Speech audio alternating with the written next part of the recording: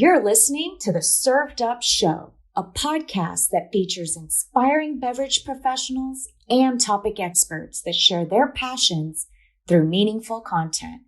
Your hostesses, Bridget Albert, is best known as the Market Fresh Mixologist, an industry mentor with over 25 years of experience. And I'm Julie Milroy, best known for my passion for leading change and helping others grow in their careers. Grab a cocktail and sit back. Let's learn how we can make a positive impact in our industry. For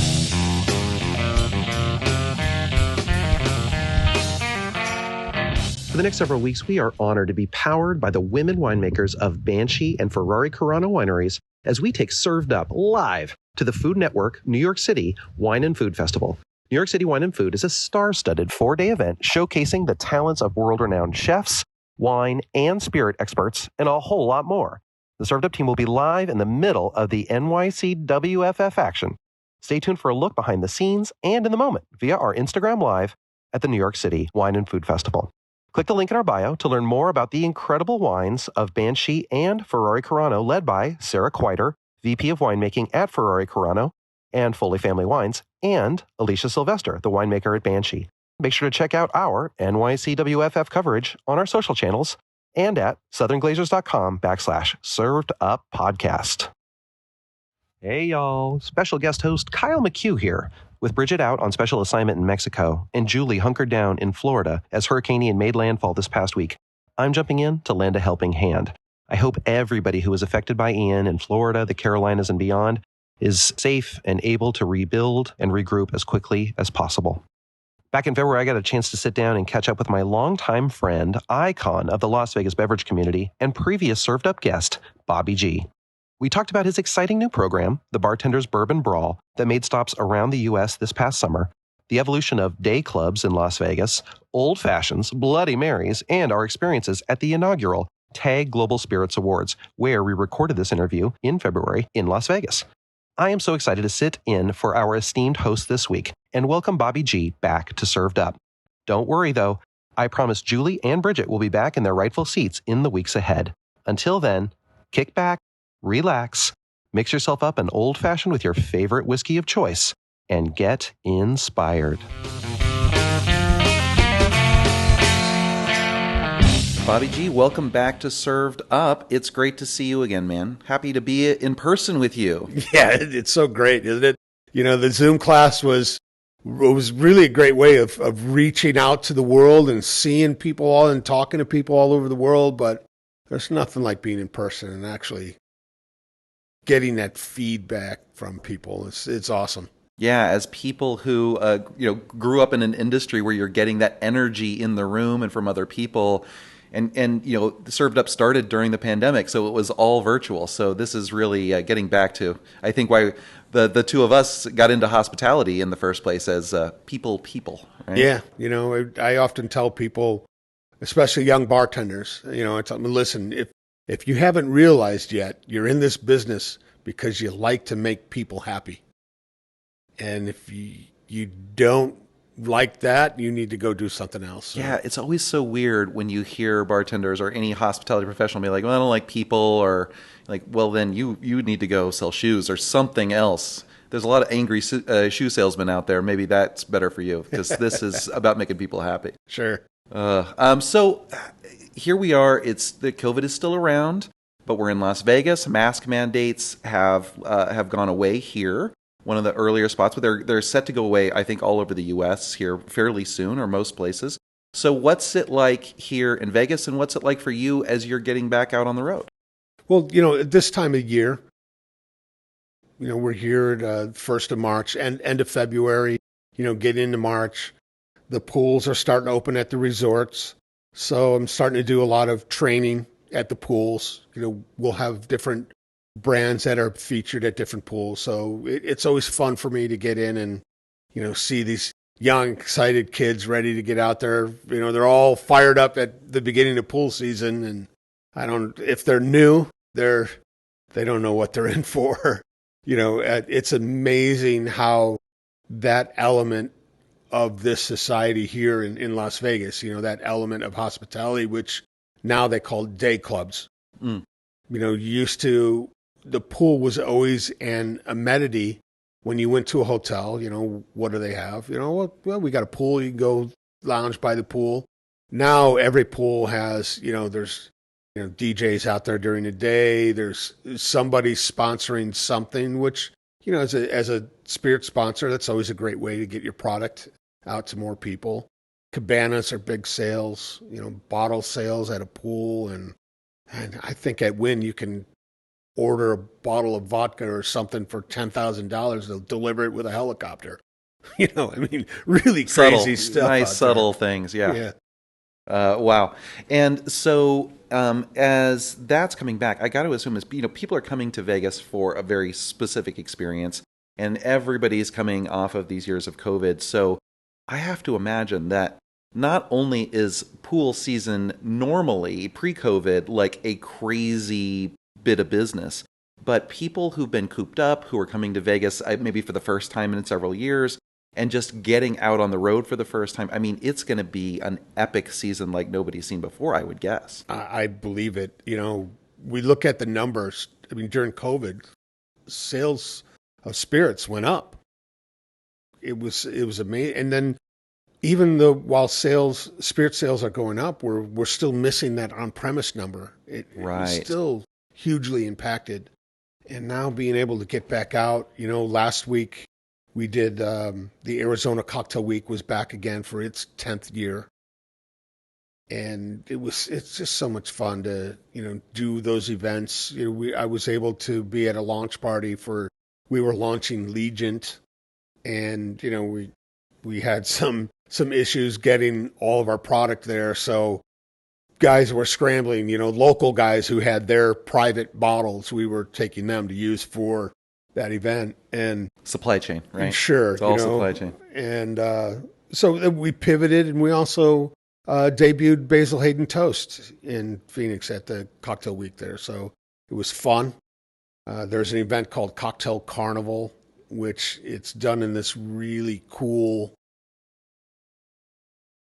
environment where they have these guys that do events like Burning Man and other events like that. They have these weird cars that they build out of things. And so we were positioned on this bus named Walter. And it was a 2-story bus. And our Maker's Mark guys, they went and set up it was like a 12-foot tall Plinko board. Oh, wow. And so people are bouncing that down. I was making some Basil Hayden cocktails, and we were making old fashions. We were calling it the Maker's Mark Cotton Candy Old Fashioned. So, we're at a carnival. You want to put a little fun carnival theme in there. So we're making cotton candy, and I would stir Makers with bitters and then pour it over the top of the cotton candy as my sugar element. Sure. And then, garnish that with an orange peel. So making the old fashioned, but instead of using simple syrup, I was using cotton candy, and, just pour the spirit over it. It kind of dissolves in, and it was a real visual, fun thing to do. Yeah, that's awesome. And so out on the road for Arizona Cocktail Week, for instance, like what else? Are you seeing your travel schedule go back to normal pre-COVID type? It's not quite normal yet, but I am getting a lot of calls. I'm very, very happy to be going to New Orleans for Bourbon Festival, which I believe is one of the premier bourbon festivals in the country. And your history with whiskeys and those festivals that we used to all be at, and we'd work all day, and it was so much fun at the end for us to get together and just sit down and just relax. Yeah, right. But this and drink bourbon ourselves after talking about it all day. What kind of whiskey are you pouring? Hey, try this. Hey, try this. And that was the only way that I would get to experience new whiskeys on the market. So and I think that's important in our role is to be able to, you want to be able to talk about what the other context suppliers are doing, because, hey, what's happening in the bourbon world right now? Well, here's what's happening in ours. Here's what they are doing. And, you're just seeing that bourbon just growing and growing and growing. So one of the things that I do there, I call it the Bartender's Bourbon Brawl. And it's a cocktail competition that I put together. And I will be very forthright in telling you that the inspiration came from Arizona Cocktail Week, where they had a cocktail competition called The Last Slinger Standing. It was part of the USBG thing, and it was a bracketed thing where bartenders didn't know what they were going to be given. They were given a spirit and a modifier, and they were given 5 minutes, make a cocktail, go. My competition is designed similarly to that in that it's bracketed. So we gather 8 bartenders from the area. For Bourbon Festival, we've been bringing them in from Florida, Georgia, Alabama, Mississippi, Arkansas, and Texas. Everyone wants to come in and be a part of it now. So go to New Orleans. Well, rough life, right? Sure, Yeah. And everyone asks, and I know you've competed yourself in USBG things. So when we did that, we wanted to know, what are the rules? I need to break down the rules. What can I do? What can't I do? Well, for this, you show up. I just want you to show up. And they're like, well, what do I need to bring? I said, you need to bring you. So what we do is we set up 2 identical wells, and I'm using Tony's modern mixologist tools. Nice. So we have that. And then, I add all the other little things that we use as bartenders. So I try to put everything you could possibly imagine on each well, so they're the same. And then we build up a giant produce section. And then we have our modifier. We have a modifier section, all of our Maros, vermouths, and any other kind of, modifiers that we can think of, a bunch of different bitters. And the bartenders are going to draw numbers, and they will be bracketed. And we have 3 judges that we find, a local celebrity, and then we want to find a local chef, because the chefs have such a great palate, and then we want somebody in the industry that's well known in the industry, so we can say, yeah, well, that guy knows cocktails, that's why he's here. Or, and then we'll have, that lady, she knows cocktails, that's why she's here. Yeah. Not because she's pretty, but she knows cocktails and she knows what's good and bad. So we'll put them behind the bar and we'll give them a challenge. So all the bartenders are always asking me, what's the challenge? And I said, I don't know. The challenge is getting there and hearing what the challenge is. They go, what do you mean you don't know? I said, it's whatever strikes my fancy at the time. They go, are you kidding me? I said, no. And, like I'll walk up and I'll say, I haven't had a cocktail yet today. It's a beautiful sunshiny day. I want to go sit by the pool. Why don't you make me a cocktail I can enjoy by the pool with Jim Beam White Label? They go, and that's it? I go, that's it. Go. And so the bartenders that do it they love that challenge. Because as bartenders, when we work behind the bar, you would get that challenge all the time. That's every guest order potentially that comes through of, I feel like this, or what should I have? I mean, versus, it's so funny how cocktail competition bartenders, if you've done it, to your point, you're worried about the rules, you're worried about prepping, what should you bring?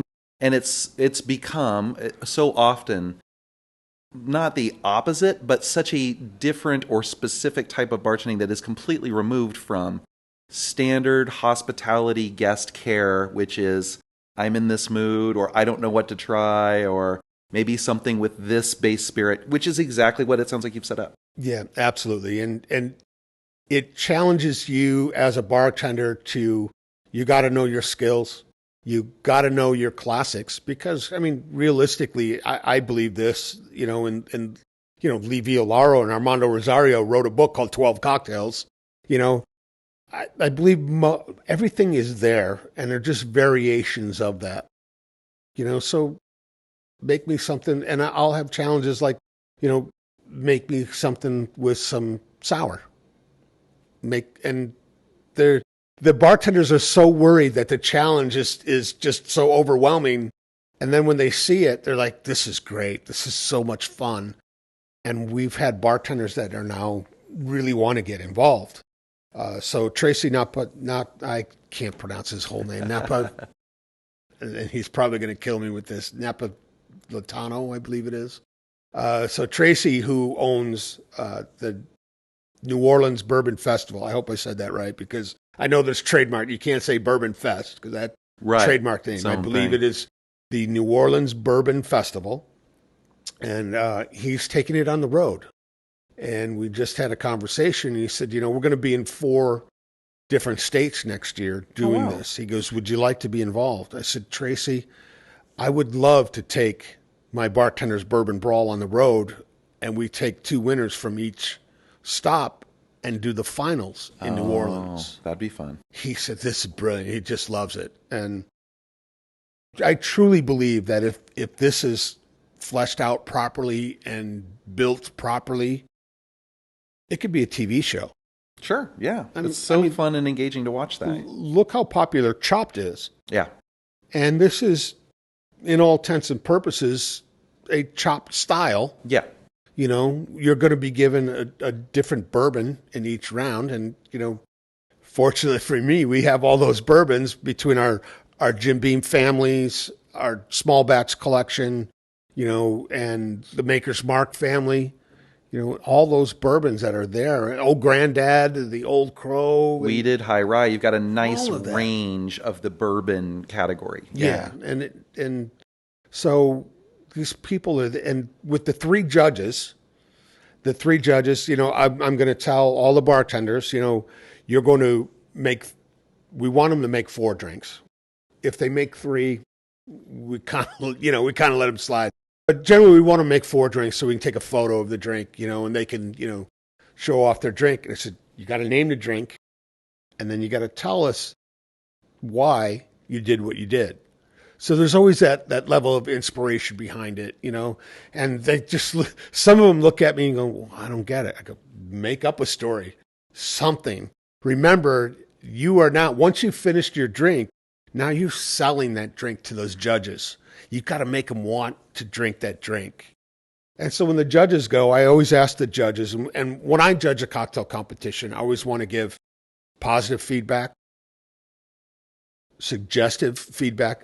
I don't never want to say negative feedback, but constructive. Suggestive. Constructive is a great word for it. And then end up on something positive again. So give them 3 levels of... Sandwich theory. Good managerial sandwich theory feedback. And so I asked the judges to do that. And then I say, okay, judges, have you made your decision? And they're like, yes. And then at a count of 1, 2, 3, they raise the glass that they like the best. 3 judges, can't be a tie. Sure. So someone's going to move on. And so the first round is, we have 4 head-to-head.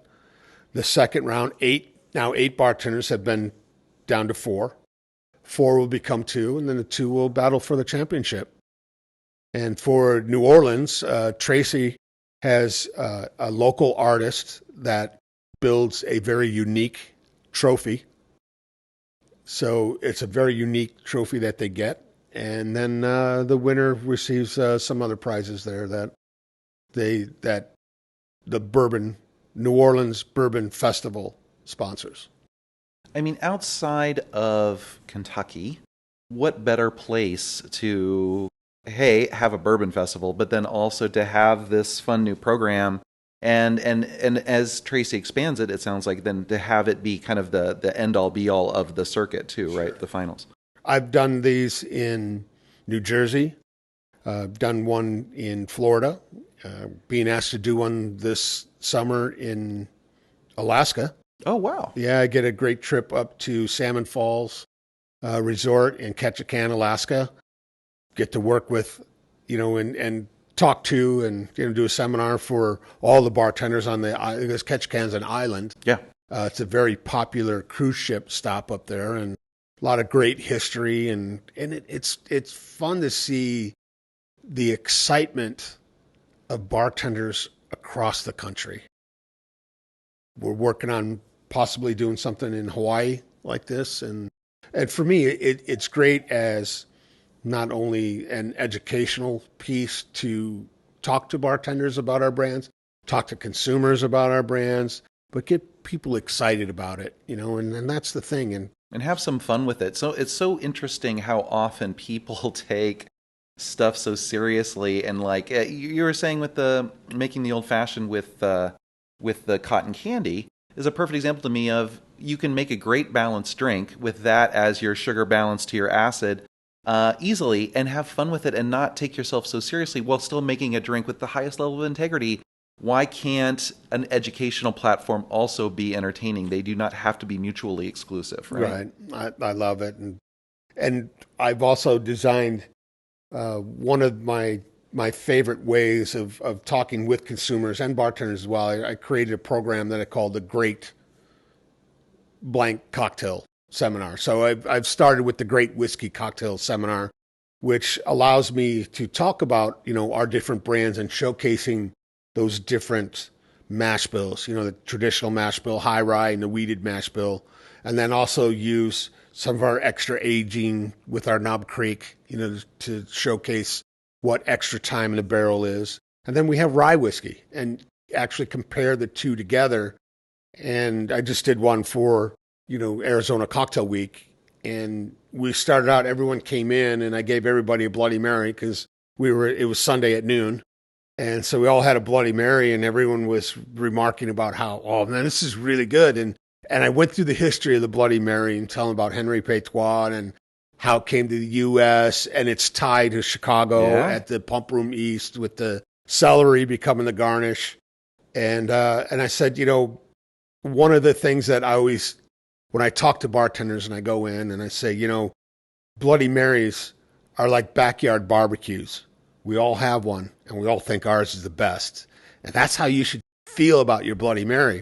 And I said, this is one of the versions that I did, and I would like you all to know that this is made with Basil Hayden. And they're like, is that why this is so good? I said, well, I hope so. It's one of my theories. But we ended up, we taste the Bloody Mary, we taste through the different mash bills, and at the end, I deconstructed an old fashioned. So everyone was able to, here is a little glass with bitters in it. I want you to smell that and see what that does. Now taste the whiskey, add the bitters, and see how that affects the taste. Now pour it over the ice, give it your stir and add your citrus and your sweetener. I really like, I come from old school, I'm a muddler. Me mother was a muddler. I come from a long line of muddlers. His mother was a muddler. His father was a muddler. So, but today it's more common to find the old-fashioned, the stirred style. Yeah. And as it deconstructed, it's much easier to do that. And for my simple syrup, I use the sugar and the raw. I like that little extra caramel notes that it brings when you're using that, especially with bourbon. It's a great match. Which is in reality probably what that first old fashioned really looked like too, right? When that was kind of coming off of the cobbler days when the rebellion against the Wisconsin, nothing against Wisconsin, my good friends in Wisconsin, but that idea, the garden and the Bloody Mary of Wisconsin, sure. Where you, in the sherry cobblers, where you had the mint and the powdered sugar and all the different fruits. And I was like, no, I just want an old fashioned cocktail, which was a lot of spirit, probably rye whiskey at the time, right? And then a little bit of something else to make it a cocktail, that bitter element, and again, a touch of sweetener. Mm-hmm. Yeah. Well, I've always been of the school that the old-fashioned is a bourbon drink. Mm-hmm. And I often say when I do my great whiskey cocktails that when we say highball, we say it's a whiskey cocktail. We don't know. Was it started with bourbon? Was it started with rye? Was it started with Irish whiskey, Scotch whiskey? Cognac, Armagnac. Yeah. And, the same with the julep and the Manhattan. The Manhattan is a great historical story to talk about. But I'm in the school of belief that the old fashioned was created at the Pendennis Club and that, there it was featured for a local distiller who made bourbon whiskey. And so I'm in that family point. that it was originally made with bourbon. Now, does rye whiskey make a bad old fashioned? Absolutely not. Not the good rye whiskey. It doesn't. It makes a damn fine one. Yeah. And so, I truly believe that Knob Creek is just one of the iconic whiskeys for an old fashioned. That 100 proof really stands up. The beautiful sweet notes that you get out of the bourbon. But during the TAG Spirit Awards and going through the platinum judging, I made this statement sitting there. I'm going, I think I'm surprising myself right here. And they said, what are you talking about? I said, in this flight, I prefer the rye whiskeys. You know, they're going great.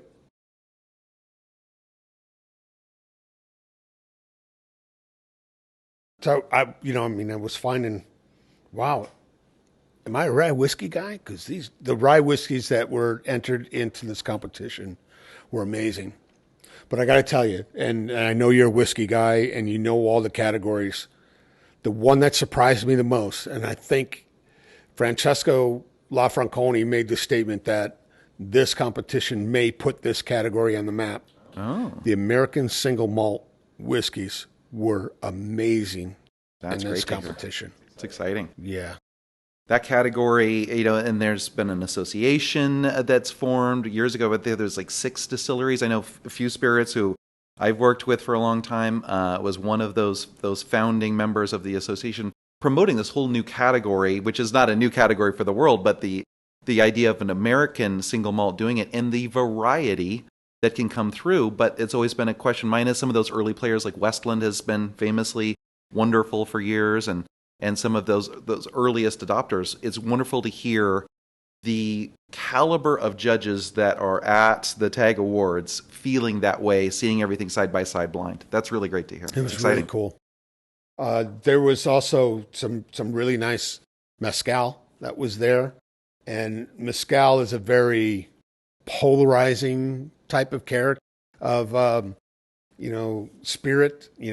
Some people love it. Some people hate it. They go, I can't believe you would drink that. And, there's a big surge in mezcals in the market today. I think that's because there's more producers being able to get their product into the U.S. That's right. We are fortunate at Beam. We have Brujo that has, 6 different expressions, and they're amazing.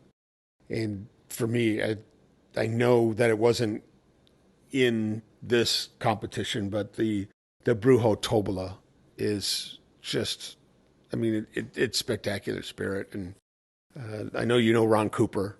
Oh, yeah. And I had an experience at an Arizona cocktail week very early on. It's probably one of the first or second one. End of the night, everybody was done, and we're sitting around a little fire pit out at the Valley Ho in Scottsdale, and we're sipping on a Del Maguey Tobola and Steve Olson. Little plastic bottle out of Steve's pocket. And we're sitting around this fireplace, and Ron, and I'm tasting it, and the stars are out. It's just beautiful. I'm like, man, this is good. And Ron Cooper just goes, it's magical, man. And I'm like, it is, Ron. It truly, truly is. That's a polarizing category coming up. Actually, in the competition, the rums that were there showed really well. It was really, really fun to go through and taste all of that. And for those of the people that are out there listening, they think, oh, well, you spirits competition. What a great job you got. It's very hard. It truly is. And for me, it was such an honor to be asked to be a judge. They asked me to come on and be a judge. And the caliber, like you said, the caliber of people that were here, and I being able to watch them and learn from them and is truly amazing. And it helped me think about ways that I want to go out and teach spirits again.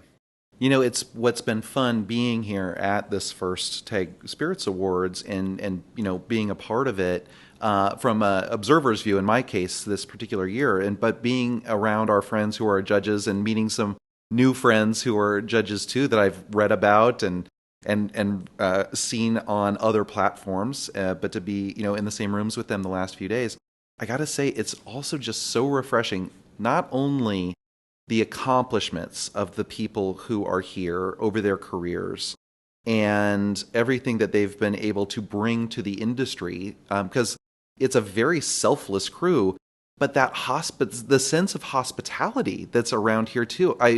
You're around, again, some of the biggest names in the industry, and definitely some of the people I consider mentors and inspirations to pursue a career in this business now 20-something years later, and you just couldn't meet a more warm, welcoming, egoless group of people. It is stunning. Yes. It's been so powerful. I mean, these men and women came from all over the globe, literally. I mean, I get to see, Dre Masso from London and Angus Winchester, who is just the iconic gin man, isn't he? I mean, you just look at him, but he knows so much more than that, and I was able to sit on the panel for the 3 days with Charlotte Voiset, who I just admire in this industry. She's one of my favorite people, in the industry. And Michael Feel was our File. It's Michael File is how it's pronounced. I had to ask him, because it's spelled Feil, and I'm like, how do you pronounce this one? And and man, what a pleasure to sit with him and hear his take and the things that he looks for. And having judged for 25 years, I think he told me, he's just been doing it a long time and has those things in his mind. It's funny, too, you mentioned Angus is known, really, I met him as the global Tanqueray ambassador, but of course he's been so many things in his career. He's a consummate barman. Charlotte, I met her working Hendrick's Gin. Now, of course, does a lot with their the William Grant portfolio, amazing whiskeys, some liqueurs in there, an amazing tequila. But everybody has a strength or two, but then they're also versatile, right? Yes, and then I think, for me, it helps me grow. It helps me look to how I want to teach people.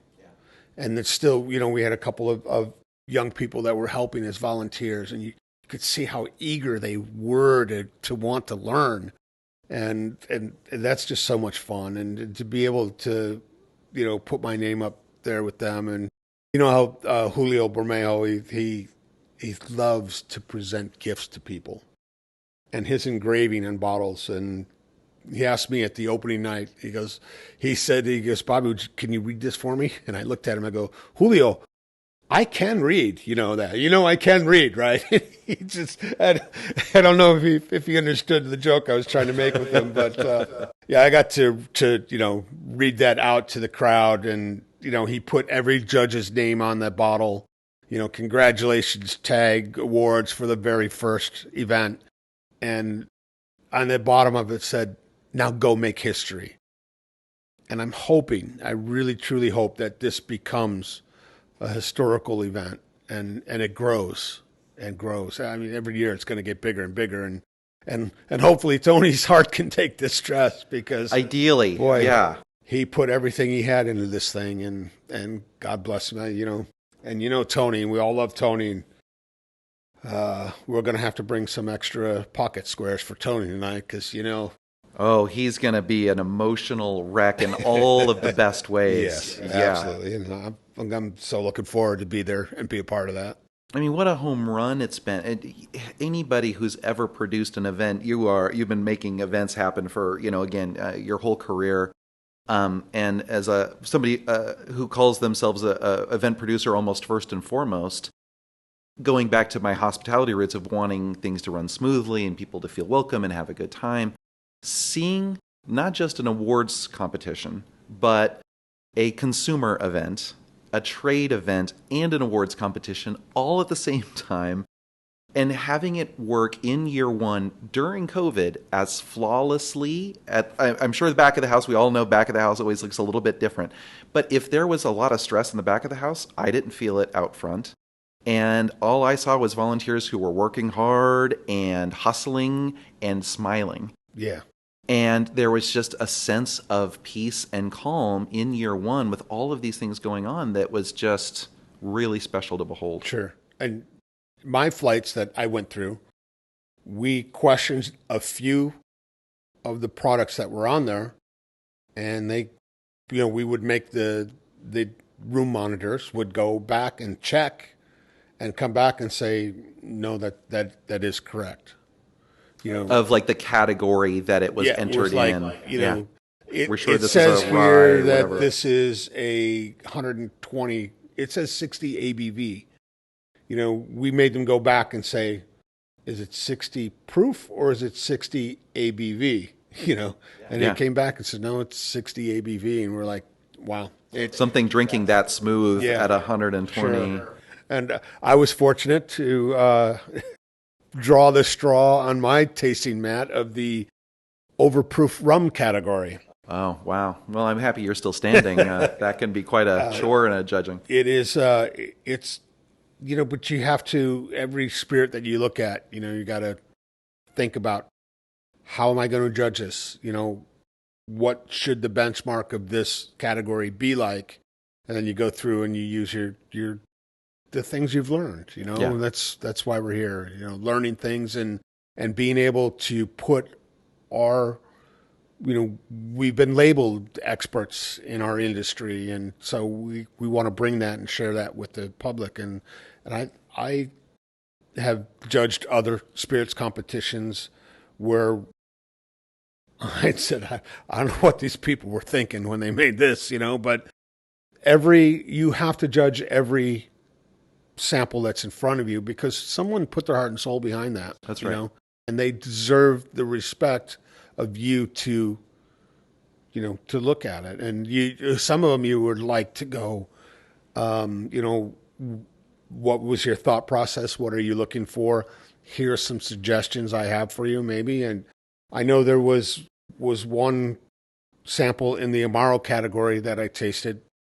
Think I know what a couple of them were because they were, iconic of the category. I think I knew exactly what they were. I knew the brand and everything. Sure. But there was one Amaro that I tasted that was just delicious, and I want to know what it is because I want to put it in a cocktail. Right. Yeah. And I think that's the exciting thing that that those out there who are making spirits and again putting their kind of life's work, their heart and soul into making a spirit, to know about these competitions is part of it is not just the stars or the awards or the medals that you may get from it, but the fact that this room of judges, again, 21 judges I think are here from all over the world and many of the biggest names in our business, and the fact that they're sitting in a room with each other potentially saying, this is so incredible, and I'm going to go for nothing on my end, but just because I respected it so much, I'm going to go talk about it, I'm going to go put it into a drink, I'm going to go tell people they should be trying it. That is something that is worth even more than the price of admission to a competition like this. And I hope they get bigger. I just hope, I would like to see in the industry less competitions with better judges. Yeah. There's so many competitions these days, and it's the lack of transparency, right, about what's going on behind the scenes, let alone who's judging and what's the judging strata, so that if each of the spirits are getting their due time to be considered or not. Yeah, it's interesting, and you see, not to throw any specific brand out there, but winning copious awards is great, but are they the right awards? Mm-hmm. And is it a room with the kind of talent that's here at the TAG Global Spirit Awards? Yeah, because there's very few of those. Sure, and I think this is a great way to start. Yeah, first year, and it could only get better and better. I am so happy to be here, to see it and to be a part of it, and to be able to share the experience with you. Because what I look forward to, as we often do when we do get the chance to get together and tell some war stories, is we're going to be 20 years down the line in our careers again, and having a delicious drink somewhere in the world and saying, remember when we were there at the first one, with insert our names of our friends and colleagues who are here. And it's going to be, I think, a highlight of my career to be able to say I was here with this crew of people, and to see that first one, and then not only that, but to see it grow, right? To see the hard work of David, Julio, and Tony, and everybody who brought this thing to life, their whole team behind the scenes, all of the judges who took time out of their crazy schedules to fly to Vegas, be here for a few days, and make this feel this way, and to have the integrity and the fun that it's bringing. It's going to be really great to see that grow. Fantastic. I really enjoyed spending time with you this week, and we have one more event tonight, the Pink Tide Gala, in honor of the Helen David Fund as well. And so I'm looking forward to sharing a cocktail with you tonight. That we're going to get our fancy duds on and look again. For 2 years, we've been on Zooms, maybe wearing pants, maybe not. Now we're going to put on our formal wear. Yeah, nobody has to know. There's no evidence. The cameras don't pan down. But tonight, everybody gets to look really sharp and get together. And again, it's going to, I think, be a milestone after some very hard years, again, to be in that same room and share those drinks and look sharp doing it. Oh, fantastic. Well, thanks so much for letting me share some thoughts with you. And as you know, with our brands, how we always are when people are out drinking, always drink smart. I always want to make that message as well. Yeah, it's an important one to share. Well, Bobby, I got to tell you, anytime I'm in Vegas, I love catching up with you. First time that Served Up's ever been able to be on the road. First time I've ever gotten to be on this side of the camera, helping out Bridget and Julie. Camera, whatever we're doing, the microphone. Helping out Bridget and Julie as part of this Patches project that they started during COVID. And I got to tell you, I'll use Bridget's line here. I wish you on behalf of the Served Up family, which you have been an important part of and continue to be. And can't wait to check in with you again, but I want to wish you great health and a whole lot of peace. Thank you, sir. Thank you, brother. Good to see you. Cheers. Hey, Served Up friends, Julie here. I am thrilled to tell you about the 15th annual Food Network New York City Wine and Food Festival taking place soon, October 13th through the 16th. For its 15th year, Food Network personalities and more than 400 chefs, mixologists, and wine and spirit producers will come together to create an unforgettable Epicurean experience comprised of tastings, dinners, parties, brunches, lunches, master classes, and more. 100% of the net proceeds from New York City Wine and Food Festival go to God's Love, We Deliver. God's Love, We Deliver is New York City's leading provider of medically tailored meals and nutrition counseling for individuals living with severe illnesses. To date, New York City Wine and Food Festival has raised more than $14 million for its charitable causes. The festival provides a platform for the charity, which has a presence at events through activations and speaking opportunities that help strengthen existing relationships in the food, beverage, and hospitality industry, and also create new ones from on-site interactions. We are so excited to share that the Served Up crew will also be on the ground, bringing you the behind-the-scenes action at the festival. We hope you join us to eat, drink, and feed New York City by purchasing tickets on sale now at www.nycwff.org. And don't forget to follow @Served Up Podcast on all your favorite platforms. And if you're a long-term listener, please leave a review. Cheers. Thanks for listening. Served Up is brought to you by Southern Glazers Wine and Spirits. Produced by Zunu.online. Music by We Killed the Lion can be found on Spotify. Make sure to subscribe to be notified of future Served Up episodes. Cheers!